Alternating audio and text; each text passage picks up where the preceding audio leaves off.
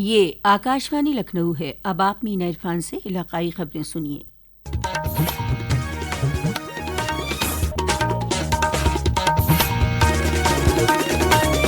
वज़ीर-ए-आज़म नरेंद्र मोदी आज कुशीनगर से होकर बिहार के सीवान पहुंचे। उन्होंने गोरखपुर पाटलिपुत्र वंदे भारत का इफ्तिताह किया। इसके अलावा वज़ीर-ए-आज़म ने 700 करोड़ रुपए से ज़ायद के प्रोजेक्टों की सौगात भी दी। वज़ीर आला योगी आदित्यनाथ ने गोरखपुर लिंक एक्सप्रेसवे का इफ्तिताह किया। वज़ीर आला ने आजमगढ़ के सलारपुर में गोरखपुर लिंक एक्सप्रेसवे का इफ्तिताह करने के बाद एक जलसे आम को खिताब करते हुए कहा कि नए भारत का उत्तर प्रदेश अब एक्सप्रेसवे सूबा बन गया है। उन्होंने कहा, 2047 में भारत एक विकसित भारत होगा।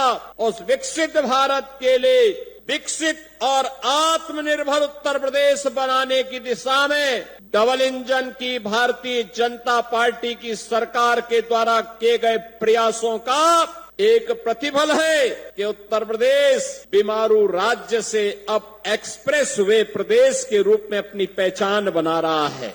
आज 8 वर्ष के अंदर प्रधानमंत्री मोदी जी के मार्गदर्शन में आजमगढ़ अब पहचान का मोहताज नहीं है। आजमगढ़ अब आजमगढ़ से अदम्य साहस का गढ़ बन चुका है। अब यह विकास की मुख्य धारा के साथ जुड़ चुका है।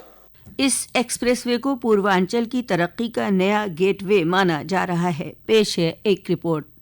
करीब 92 किलोमीटर लंबा गोरखपुर लिंक एक्सप्रेसवे गोरखपुर से शुरू होकर संत कबीर नगर, अंबेडकर नगर और आजमगढ़ होते हुए पूर्वांचल एक्सप्रेसवे से जुड़ेगा। इस एक्सप्रेसवे पर 2 toll plaza, 7 ramp plaza, 5 flyovers, 20 vehicular underpass और 48 पेटेडियन अंडरपास भी बनाए गए। इसके अलावा यात्रियों की सुविधा के लिए जन सुविधा परिसर, पेट्रोल पंप, चार्जिंग स्टेशन और अन्य सुविधाएं भी उपलब्ध हैं। गोरखपुर लिंक एक्सप्रेसवे प्रदेश के पूर्वी जिलों की औद्योगिक प्रगति को भी गति देगा। सरकार एक्सप्रेसवे के दोनों किनारों पर इंडस्ट्रियल हब बनाने की तैयारी कर रही है। इससे क्षेत्र में निवेश बढ़ेगा और रोजगार के नए अवसर पैदा होंगे। गिरीश नारायण चौबे, आकाशवाणी समाचार, गोरखपुर।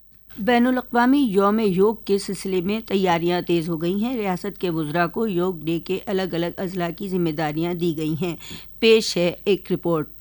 अंतर्राष्ट्रीय योग दिवस का मुख्य कार्यक्रम राजभवन में होगा, जहां राज्यपाल आनंदीबेन पटेल और मुख्यमंत्री योगी आदित्यनाथ मौजूद रहेंगे। उप मुख्यमंत्री ब्रजेश पाठक लखनऊ में योगाभ्यास कार्यक्रम में मौजूद रहेंगे। वहीं उप मुख्यमंत्री केशव प्रसाद मौर्य प्रयागराज, मंत्री सुरेश खन्ना वाराणसी, स्वतंत्र देव सिंह गोरखपुर, जयवीर सिंह आगरा, योगेंद्र उपाध्याय कानपुर, असीम अरुण गाजियाबाद, दिनेश प्रताप सिंह कौशाम्बी और सूर्य प्रताप शाही अयोध्या में योगाभ्यास करेंगे। इसके अलावा 31 वरिष्ठ IAS अधिकारियों को नोडल अफसर बनाकर जिलों में भेजा जा रहा है, जिनकी देखरेख में विभिन्न जिलों में योगाभ्यास कार्यक्रम आयोजित किए जाएंगे। आकाशवाणी समाचार कक्ष से तनवीर फातिमा।